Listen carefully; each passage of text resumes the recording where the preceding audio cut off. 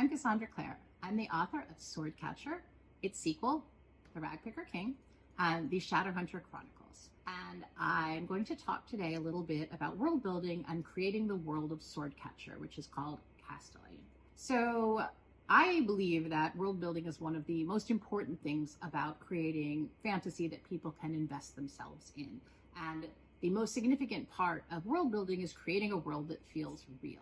So that's creating a world that is layered. So I always sort of liken it to an iceberg. You are only going to see about 10% of the world that you built, and everything else, the rest of the 90%, is sort of under the surface. But you, the writer, need to know that it's there because you're going to draw on all that knowledge when you're creating the world.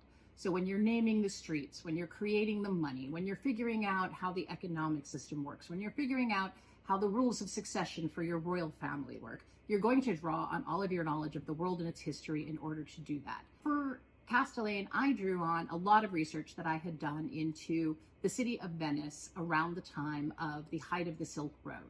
So I wanted to create a world that was a real combination of all sorts of cultures, where everybody from all over the world came, where there was a massive amount of trade, and where you could find characters from all sorts of different diverse backgrounds.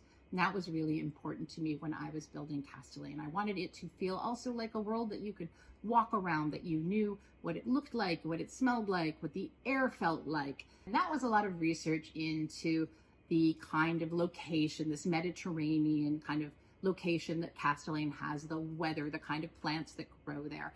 And there was a ton of other research that I did. Lin is a doctor, and so figuring out the kind of medicine that she would be able to practice with the tools she has from that particular time and things like that.